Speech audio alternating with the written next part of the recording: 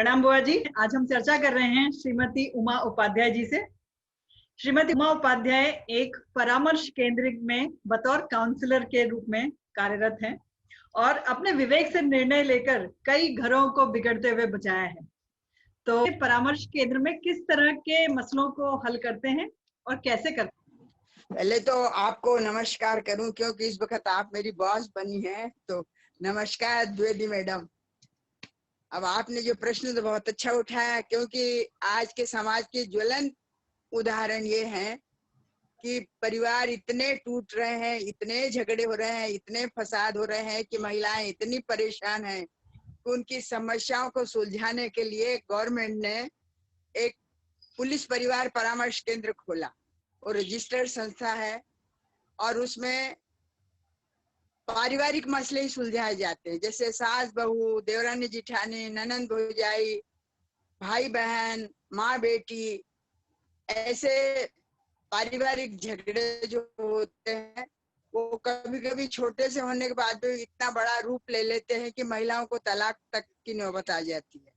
तो उनके जीवन अच्छे नहीं होते और वो हमेशा दुखी जीवन ही महसूस करती है। इसलिए गवर्नमेंट ने परिवार परामर्श केंद्र इसीलिए खोले गए हैं कि बिना खर्चे के बहुत सहूलियत से हर गरीब हो चाहे अमीर हो, चाहे पढ़ा हुआ चाहे कम पढ़ा लिखा, बूढ़ा हो जवान हो, कोई भी आकर वहां आवेदन देगा और उसके मसले हल होंगे और उसे पूर्णतः संतुष्टि मिलेगी और अपना जीवन खुशहाल जीवन जीने के लिए तैयार हो जाएगा। तो आपने पूछा कि किस तरह के केस, क्योंकि हमारा भारत पुरुष प्रधान देश है, इसमें पितृसत्तात्मक सत्ता है। यहाँ 95% पुरुष ये समझते हैं कि मेरा ही वर्चस्व बना रहे, मेरे ही सुने, मेरी बात हो, निरंकुश होना चाहते हैं, निरंकुश रहना चाहते हैं। तो ऐसे में महिलाएं बहुत परेशान होती, बहुत प्रताड़ित होती हैं। और हमारी भारतीय संस्कृति में चूंकि शुरू से ही लड़की को ये सिखाया जाता है कि सहन कर, सुन, सबका सुन के रहे, जैसी परिस्थिति वैसा समझौता कर, तेरा कोई अस्तित्व नहीं है, तू वहां ऐसी नहीं तो ऐसी सुखी रहेगी ऐसी। तो उसका मूल कारण होता है कि हम लड़कियों को घूटी में ये चीज खिला देते हैं कि जितनी सहन शक्ति है उतनी तू सहन कर और जैसी भी परिस्थितियां है वैसा रहे, तेरा कोई वजूद नहीं, तेरा कोई वर्चस्व है। उसमें होता क्या है कि जैसे आपको पाँव में चाकू की लगी, छुरी की लगी, ब्लेड की लगी, तो खून रिश्ता है तो उस पर मलहम लगा के आप उसको ठीक कर लेते हैं। परंतु ये जो पारिवारिक टाइम पुरुष का, बेटे का, सास का, बहू का, देवर का, ननद का, माँ का, भाई का, जो महिला के दिल में जो घाव कर जाते हैं, उस रिश्ते हुए घाव पे आप कैसा मलहम लगाएंगे? तो ये रिश्ते हुए घाव पे मलहम लगाने के लिए परामर्श केंद्र में एक काउंसलर की नियुक्ति की गई और वो काउंसलर को ट्रेनिंगें दी जाती हैं कि आप क्लाइंट के साथ कैसा रहें, कैसा व्यवहार करें, जिससे उसकी मानसिक संतुलित बनी रहे। तो इसके लिए काउंसलरों को बड़ी बड़ी जगह ट्रेनिंग के लिए भेजा जाता है और उनको परफेक्ट किया जाता है। वैसे काउंसलिंग तो प्राय हर घर में हर होती है और सब काउंसलिंग करते हैं, पर इसमें एक विशेषज्ञता होती है। जैसा टेलर, सब टेलर कपड़े सीते हैं, पर एक टेलर कोई ऐसा होता है उसकी विशेषता होती है कि नहीं वो ही टेलर बहुत अच्छा उसी से कपड़े सिलवाएंगे, तो ये उसकी विशेषता होती है, कौशल होता है उसमें। जैसे खाना बनाने वाला, खाना सब कोई बनाता है, शादियों में सब कोई पार्टी अटेंड करते हैं, पर एक विशेष खाना बनाने वाले की एक मास्टरी होती है, उसको सब कोई लाइक करता है, तो वो उसमें कौशल होता है। इसी तरह जैसे कंपनी, कॉलेज, स्कूल, जहां भी काउंसलर होते हैं तो वहाँ जो बच्चे जाते हैं अपनी समस्या का समाधान करने, तो वो समस्याएं ऐसी होती खुद निजी व्यक्तिगत होती हैं, तो 5 मिनट में काउंसलर उनको समझा दे देता है कि तुमको ये सब्जेक्ट लेना है या ये लाइन में जाना है या ये आपका डॉक्टरी इलाज है या ये। परंतु ये पारिवारिक मसले ऐसे हैं कि ये बहुत विस्तृत है, ये एक बार में नहीं सुलझाए जा सकते और एक व्यक्ति से नहीं सुलझते। इसलिए इनके आवेदनों पे जो क्लाइंट आवेदन लगाता है, इन पे गहन अध्ययन करना पड़ता है और फिर इनको ऐसे अपने विश्वास में लेना पड़ता है कि ये सारी सही स्थितियां काउंसलर के आगे व्यक्त करें और उससे कुछ समाधान निकले। तो काउंसलर एक सलाह देता है, सलाह इसलिए देता है कि उसका जीवन अच्छा बने, वो घर परिवार न टूटे, उसकी समझ अच्छी हो, वो अपने जीवन में खुशहाल जीवन जिए, इसलिए काउंसलर की नियुक्ति की जाती है। अब काउंसलर को ट्रेनिंग कैसे दी जाती है? मान लो क्लाइंट आया तो उससे हल्का मुस्कुरा के, अच्छा आओ बैठो, उसको बैठाते हैं, उससे हम संबंध स्थापित करते हैं। जैसे बूढ़ी है तो उसको कहेंगे अम्मा जी क्या है वहाँ हाल चाल है, उसको अम्मा करके बुलाएंगे। अगर नई लड़की है तो उसको क्यों बेटा क्या बात हो गई तेरे घर में, तूने आवेदन क्यों लगाया, उससे बेटी का संबंध बनाएंगे। जो मीडियम उम्र की होती, अरे चाची कैसे क्या आया आप, हम पहले संबंध बनाओ उससे और फिर विश्वास दिलाओ कि आप यहाँ आई हैं तो आपको कहीं न कहीं कुछ न कुछ समाधान मिलेगा। और फिर उनकी आंख में आंख बात करके बहुत विश्वास से उनसे बात की जाती है। इससे उनका भरोसा बनता है कि मेरी बात सुन रहे हैं। हम अपने घरों में भी किसी से हमारी बात नहीं सुनता तो हमको कितनी खींच आती, अरे वो सुने तो, सुनने को खाली है क्या, आपका हस्बैंड नहीं सुनता तो कभी इन्होंने मेरी जिंदगी भर बात नहीं सुनी। जिसका भी आप देखो कोई शांति से सुनता है तो सामने वाले को भी बहुत कॉन्फिडेंस होता है कि इसने मेरी बात सुनी तो सही। तो आधी बीमारियां तो उसकी मात्र सुनने से ही हल हो जाती। तो ये ऐसे वहां सिखाया जाता। फिर जैसे हमको ट्रेनिंग में दी जाती कि 3 तरह के प्रश्न करना पड़ते हैं। उसको तो नहीं मालूम कि मेरे से कैसे प्रश्न पूछ रहे हैं, पर जैसे कि तुम घर से कितनी वक्त चली थी और कहाँ कहाँ से आई, तो उसमें 3 प्रश्न हुए। कितनी वक्त चली थी, एक तो टाइम, और कहाँ कहाँ से आई, यानी एक तेरी जगह। उससे हम उसका अनुमान लगाते हैं कि इसके साथ दुर्घटनाएं कहाँ घटी, परेशान कहाँ हुई, क्या हुआ। फिर दूसरा प्रश्न ऐसा पूछते हैं कि अच्छा खाना खाया था तो किसके साथ खाया था, तो एक तो तूने खाना और किसके साथ, तो उसको समझ में आया कि इसने एक ही लाइन पूछी है, पर उसमें हमारे 2 प्रश्न हो जाते हैं कि एक तो खाना तूने कहाँ खाया, कैसा खाया, कि कुछ ने उसमें पॉइजन तो नहीं मिलाया, कि उसमें कुछ तेरे को मिला के तो नहीं दिया, और किसके साथ, कोई तेरा दुश्मन तो नहीं था, कोई तेरा ऐसा कटौती तो नहीं था कि जो तेरे से दुश्मनी करता हो। तो हमको ये बातें सिखानी पड़ती है। तो इस तरह से हमको प्रश्न करने के वहां ट्रेनिंग में दी जाती है। फिर हम बहुत शांति से, ये नहीं कि किसी का मोबाइल आया तो मोबाइल सुन रहे हैं, हाथ में छल्ला है तो छल्ला घुमा रहे हैं, फाइल को उलट पलट कर रहे हैं या लिख रहे हैं और वो बोल रहा है कि हाँ हाँ बोलती जा मैं सुन रही हूँ। ये सब काम बंद कर देते हैं और मात्र सुनना मीन्स सुनना। तो काउंसलिंग का सिर्फ एक ही सबसे बड़ा पॉइंट होता है कि सिर्फ सुनना और सुनना, ये काउंसलिंग का मेन मुद्दा होता है। इसलिए वो सामने वाले को विश्वास हो जाता है कि मैं जिस जगह आई हूँ वहां कम से कम मेरी बात तो ध्यान से सुनी गई। तो ऐसा होता है। फिर उसमें जैसे आवेदन आते हैं, अब आवेदन तो उसने दे दिया, उसकी मानी स्थिति पे दे दिया उसने कि मेरे को मारा, कि पीटा, कि खाना नहीं दिया, कि मेरे हस्बैंड ने दारू पी के आए तो मेरे को ऐसा करा, तो मेरे बेटे ने ऐसे करा, तो मेरी सास ने ऐसा करा। तो उनका पहले आवेदन हम पढ़ते हैं, इसके बाद आवेदन को एक तरफ रख देते हैं, फिर उसे इसी तरह के एक एक शब्द के प्रश्न पूछ के उसके मुंह से और उगलवाते हैं। तो कई बात कभी कभी उसमें अलग लिखती है पर उसके मुंह से जो सही होता है वो सही सही निकल जाता है। तो वो भी हम पॉइंट नोट करते हैं। और हमारे साथ वहाँ एक वकील की भी पोस्टिंग होती है, वकील भी देखता है, इस तरह से पूछा जाता है। बहुत अच्छा। तो आजकल तो समाज में इस तरह के बहुत केसेस आते हैं, तो आपको क्या लगता है कि आपने कोई ऐसा केस हल किया हो जिसमें आपको लगता है कि मैं आत्मसम्मान से भर गई हूँ, ऐसा कोई है केस आपके दिमाग में? भाई मुझे तो 26 जनवरी को, 15 अगस्त को इस पे परिवार जोड़ने के इसमें अवार्ड मिल चुके हैं, 4-5 अवार्ड मिल चुके हैं मेरे को। तो कई बार ऐसा हुआ होता ये है, देखिए उस जमाने में भी हमारे शास्त्र भरे पड़े हैं। उस जमाने में भी महिलाएं विदुषी होती थी, ज्ञान रखती थी, मात्र उनके डिग्री नहीं थी उनके पास, पर बुद्धिमान होती थी, बुद्धिमत्ता रखती थी, परिवार को चलाने का उनमें बहुत दम होता था। तो अब जैसे आप रामायण को ही लीजिए, गौतम ऋषि की पत्नी गौतम नारी श्रापवश भयशीला पाषाण, प्रभु रास्ता देखती हूँ कृपा करो भगवान।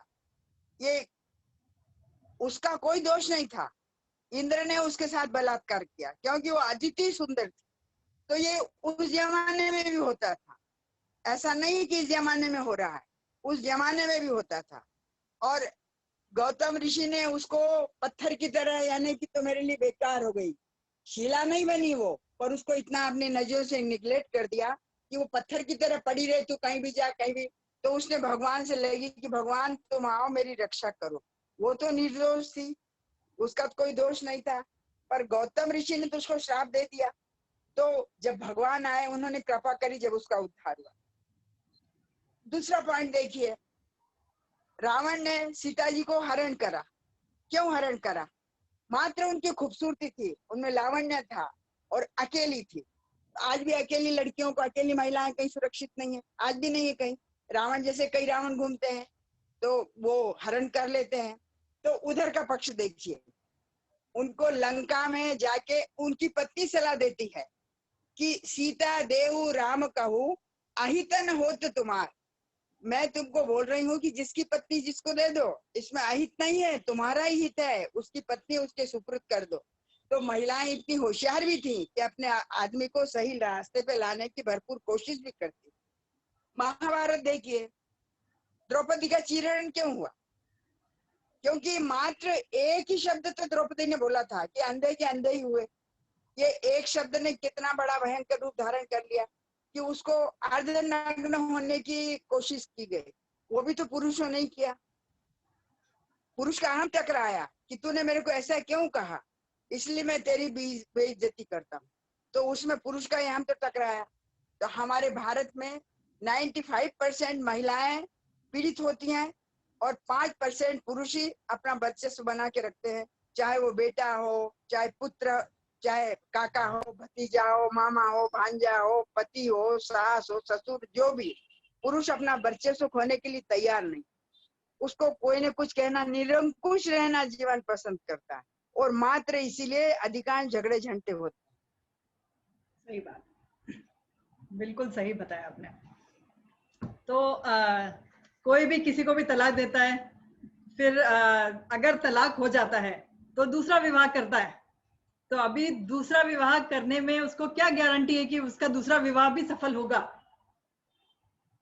कोई गारंटी नहीं है, बल्कि कभी कभी, अब भगवान न करे किसी का ऐसा कभी हो, पर कभी कभी जब वो बच्चे जवान हो जाते हैं तो वो बच्चे माँ को ही प्रताड़ित करते हैं कि तू अच्छी होती तो तू मेरे बाप के साथ रहती, या मेरा बाप कौन है, मेरा बाप तो बता। ऐसे केस हमारे पास बहुत आते हैं। तो फिर कई बार तो ऐसा होता है कि 10-10 साल के बाद में महिलाएं अपने वापिस अपने पुरुष के पास चली जाती है, क्योंकि जिंदगी भर का वो अपने बच्चों से अपमानित होना बहुत असहनीय हो जाता है। तो ऐसी स्थिति में अभी क्या हो रहा है, एक समाज नहीं, प्राय हर समाज में, हर देश में, हर जात में, हर धर्म में ये बात बहुत ज्यादा हो रही है कि भले हमारा बेटा कालू राम है, पर हमको बेटी तो फूलवती होना। हमारा बेटा भले अनपढ़ है, पर हमारे को बहू तो ग्रेजुएट ही होना। तो ये बातें सामंजस्य नहीं बिठा पाती, और इनमें अधिकांश झगड़े झंटे होते हैं।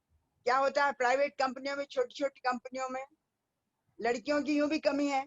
छोटी छोटी कंपनियों में जैसा भले बेटा 15,000 कमा रहा, पर उसकी ब्याह शादी नहीं होती है, तो माँ बाप उसको बहुत आनंद फान में, अरे 25,000 कमा रहा, अभी 4 महीने में 20,000 हो जाएगा, 25,000 हो जाएगा, 30,000 हो जाएगा। मन माफी गुण का जमाना है, कितना ही बोलिए। और गवर्नमेंट जॉब में हर एक का स्केल बना हुआ है, पटवारी है, बाबू है, शिक्षक है, क्लास 2 ऑफिसर है, क्लास 1 है। तो उसमें आदमी 100-200 की झूठ बोल सकता है, ज्यादा की झूठ नहीं बोल सकता, क्योंकि सबको सबके स्केल मालूम है। पर ये प्राइवेट कंपनियों में, प्राइवेट जगह में आदमी मन चाहा झूठ बोल सकता है। अब लड़की वाले की आईडी हो तो तू वहां पता लगा, नहीं तो तेरे को तो क्या, हाँ 50,000 कमा रहा है तो 60, भले उसको 20,000 मिलता हो, पर उसके मन में तो ये दिमाग में भर देते हैं कि नहीं। पर जब वो लड़की ब्याह की आती है, तब सही स्थिति का जब निर्धारण होता है, तो अपना माथा पीटती है कि कहा मेरे माँ बाप ने यहाँ दे दिया या कहा हुआ। ऐसा ही लड़कों के साथ होता है। मात्र लड़की के साथ ऐसा नहीं होता, ऐसा ही लड़कों के साथ भी होता है।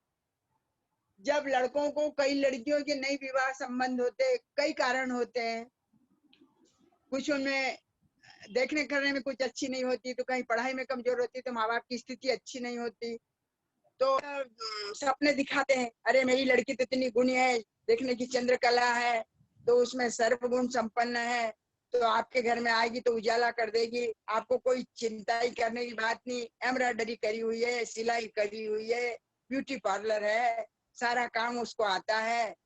तो उसी प्रलोभन में एक दिन में 2 दिन में तो कोई लड़की को परख नहीं सकता, ना लड़की वाला लड़के को परख सकता, इसमें संबंध हो जाते हैं। फिर बाद में ये ऐसी कगार पे आ जाते हैं कि इनका तलाक होने की नौबत आ जाती है। और फिर वो जब तब तलाक होते हैं तो फिर वो एक को देख के दुखी होते हैं, एक को एक की बाद में समझाइश के लिए फिर उनके पास कोई गुंजाइश नहीं रहती, क्योंकि तुम्हारा आधार तो शुरू से कमजोर था, इसलिए ये सब बातें। सही बात है। और इसीलिए तलाक होते हैं। और कोई खुशहाल जिंदगी नहीं होती तलाक वाले की। पहली शादी का जो प्रभाव पति पे या पत्नी पे पड़ता है वो अमिट होता है, और दूसरी शादी तो एक समझौता है, एक आपस में सामंजस्य बिठाने के लिए। वो शादी नहीं होती, वो जीवन के लिए एक समझौता होता है, एक सामंजस्य होता है। एक ये कि मेरे को एक कोई बात करने को मिल गया है, मेरे को एक कोई काम करने को सहचरी मिल गई, या मेरे घर को संभालने के लिए एक नौकरानी भी तो आती थी, एक ऐसी मिल गई, तो उस लिए ऐसी धारणाएं बन जाती। ऐसे दूसरे विवाह सक्सेस कम देखे गए। सही बात। और हम तो भगवान से प्रार्थना करते हैं दूसरा विवाह किया तो बहुत खुशहाल जीवन जियो, और तीसरा विवाह तो अधिकांश घरेलू हिंसा में ही जाता है। उसमें तो यही मानसिक प्रताड़ना के अलावा दूसरी कोई बात ही नहीं होती। और आदमी को भी मौका मिलता है, औरत को भी मौका मिलता है कि हम मनुष्य हैं, हमारी जबान कभी न कभी छोटी बात पे आ ही जाएगी, चाहे वो आदमी कितनी बड़ी पोस्ट पे हो, कितना ही पैसे वाला हो, कितना ही पढ़ा लिखा हो, पर कभी न कभी उसके मन में ये बात आ जाती कि तू भली होती तुम्हारी टिकती नहीं, और वो आदमी भी बोल देता है तू भला होता तुम्हारी टिकता ना, इसलिए ये बातें और होती। और ये बातें इन पे सजा तो नहीं होती, पर ये आदमी के मस्तिष्क पे अंकित हो जाती हैं और ये कई बीमारियों को जन्म देती। इसलिए आदमी को सामंजस्य बना के रहना चाहिए। परिवार परामर्श केंद्र, वन स्टॉप सेंटर, ये इसीलिए खोले गए हैं, तो वो कब तक खुल जाएंगे। इसलिए ब्लॉक स्तर पे, जिला स्तर पे, तहसील स्तर पे सब थोड़ा थोड़ा ऐसी कमेटियां बना दी गई हैं। ग्राम पंचायत में ऐसे 5 महिलाओं को नियुक्त कर दिया गया है कि बनते कोशिश झगड़े झंटे यहीं समाप्त हो जाए, ये आगे न बढ़े, और कम पैसे में, इनमें फीस नहीं लगती, पैसा नहीं लगता, तो ये ऐसा होता है। सही बात है। आजकल कोटा, इंदौर जैसे शहरों में तो बोलते हैं कि हम जब पहली बार शादी करने निकले थे तब हमारे पास इतनी चॉइसेस नहीं थी लड़कियों की, पर हमने जब तलाक के बाद में दोबारा शादी करने की सोची तो हमारे पास बहुत चॉइसेस आ गई हैं। मतलब आजकल इतने केसेस हो रहे हैं कि आपको तलाक के बाद के केसेस ज्यादा मिलते हैं बजाय शादी, जब आप पहली बार शादी करने जाते हैं तब। तो ये स्थितियां अभी इन शहरों में चल रही हैं। तो ये इंदौर कोटा में प्राय आपको मिलेगी। होता क्या है कि कहीं कहीं जो लड़कियां ज्यादा फैशनेबल है, ज्यादा खर्चीली है, उनको बचपन से खुली छूट मिली है, खूब ज्यादा स्वतंत्र रही है, तो पैसे की ज्यादा आवश्यकता पड़ती है। तो मैं किसी व्यक्ति विशेष के तो लिए नहीं कहूंगी, पर कई बार लड़कियों ने बिजनेस बना लिया कि एक शादी का सिप्पा लगाओ और उसे मेरे साथ इसने पत्नी धर्म निभाया करके उसे पैसे ऐठो और लात मार के एक तरफ हो और अपनी जिंदगी एक तरफ हो। तो इसमें भी आजकल मजिस्ट्रेट लोग बहुत गौर से, बहुत बारीकी से ध्यान देते हैं, और बहुत, क्योंकि ऐसे किस्से बहुत होने। अब जैसे कई बार पेपरों में वो लुटेरी दुल्हनों का नहीं आता, लुटेरी दुल्हन 1 महीना अच्छी से खूब खुशहाल रहती है और जेवर लेके चंपत हो जाती है, तो ऐसे किस्से बहुत हो रहे हैं। और ये तलाक के तो मैं समझती हूँ कि कोई जगह खाली नहीं होगी कि वहाँ तलाक नहीं हो रहा। एक मेन कारण तो ये है कि लड़कियां पढ़ लिख गई, बहुत गई हैं, उसके हिसाब में लड़के कम पढ़े लिखे हैं, और लड़कियों को ये मानता है कि हम हमारा कमा लेंगे, हमारा खा लेंगे, और हमको कोई जरूरत है। और जो लिव रिलेशनशिप बॉडी की जो रिक्वायरमेंट है पूर्ति करने का मौका मिल जाता है। इसलिए ये सब बातें, ये सब जो झगड़े झगड़े तलाक की स्थिति कभी कभी इस दृष्टि से भी आ जाती है। तो उसमें कोई नई बात नहीं है कि वहाँ क्यों हुआ कि वहाँ क्यों तलाक हुआ। सामंजस्य बिठाने का अपने पास एक इतनी शक्ति है कि बिगड़ा से बिगड़ा वो आदमी भी लाइन करता है, उसको तो शक्ति प्रदान कहा ही गया है। और आजकल की शक्ति लड़कियां कैसी प्रदर्शित इसका अंदाज रखना तो बड़ी टेढ़ी खीर है, क्योंकि सब स्वतंत्र हो गए हैं। स्वतंत्रता जरूरी है, हमारी बोलने की, हमारी चलने की, हमारी खाने की, हमारी पहनने की, हमारे ओढ़ने की, हमारे जीवन में जरूरी। और वो स्वतंत्रता कोई काम की नहीं की। आजकल कहीं कहीं तो ये व्यापार ही बन गया है कि शादी के बाद तलाक लेकर पैसे ले लो लड़के वालों से। और इसके ऊपर आपके क्या विचार है? ऐसा कई जगह हो रहा है। ये मैं तो इसके समर्थन में नहीं हूँ, क्योंकि पैसे लेके तुम्हारी जिंदगी, लड़की की जिंदगी हो चाहे लड़के की जिंदगी, कब तक टिकेगी? सही बात। आपको तो आखिर कहीं ना कहीं परिवार तो बसाना पड़ेगा ना। तो फिर ये कोई गारंटी थोड़ी है कि आप उस परिवार में बहुत खुशहाल जीवन जिएंगे। अगर आपने पहला ही परिवार नहीं अच्छा निभाया तो दूसरे परिवार की कोई गारंटी कि आप बहुत। मैं तो इसके पक्ष में नहीं हूँ कि तुम ऐसा पैसा लेकर और किसी का 2 जीवन बर्बाद मत करो। अगर नहीं करना है तो टोटली नहीं बोलते कि हमको शादी नहीं कर, और अगर करना है तो सारी बुरी आदतें या कहीं आपका कहीं अफेयर है ये सब छोड़ के मात्र उसी पे लक्ष्य दो और आपका जीवन सफल बनाओ। हम इसके पक्ष में। सही बात है। तो अगर दोनों परिवारों में बच्चे हैं, अगर आपको लगता है कि लड़की कोई दूसरे विवाह के लिए जा रही है और हस्बैंड के पहले से भी बच्चे हैं और वाइफ के भी बच्चे हैं, तो अब वो बच्चों की स्थिति क्या होगी बाद में? वो बच्चों की स्थिति इतनी खराब हो जाती है, इतना मानसिक टेंशन हो जाता है उनको, ना फिर वो पढ़ने में ना लिखने में ना कहीं नहीं। और कोई जरूरी नहीं कि दूसरा हस्बैंड आपके इन बच्चों को अपनाए, वो कभी ना कभी उसके दिमाग में आ जाएगा कि ये मेरा खून नहीं है, उस पर कोई खर्च नहीं करेगा, कोई लाड़ प्यार नहीं उसको जताएगा। इसमें वो बच्चे गलत लाइन पकड़ लेते हैं कहीं, या फिर माँ इतनी पावरफुल हो कि अपने बच्चों को और अपने हस्बैंड में सामंजस्य बिठा के बच्चे, तो वो बच्चों का जीवन अच्छा बनता नहीं, तो उन बच्चों का जीवन बहुत दुर्गतिमय होता है। कई बार हमारे वहां तो सामने आते हैं कि वो इतने दुर्गति वाले बच्चे दिखते हैं कि कभी दुख लगता है कि फिर तू अकेला ही जीवन व्यतीत कर लेती, पर ये बच्चों के सहारे पर ये आदमी के साथ नहीं रहती, क्योंकि वो आदमी कभी नहीं अपनाता उन बच्चों को, और उनकी दुर्गतियां होती हैं बच्चों के। कौन अपना पैसा खर्च करे, कौन अपने सारी खुशियां उन पे, अपने खून पे जो जितना कर सकता है उतना दूसरे पे। ऐसा बहुत त्यागी पुरुष मिलेगा, बहुत कम कि वो दूसरों के बच्चों पे ध्यान दे, ऐसा होता है। सही बात है।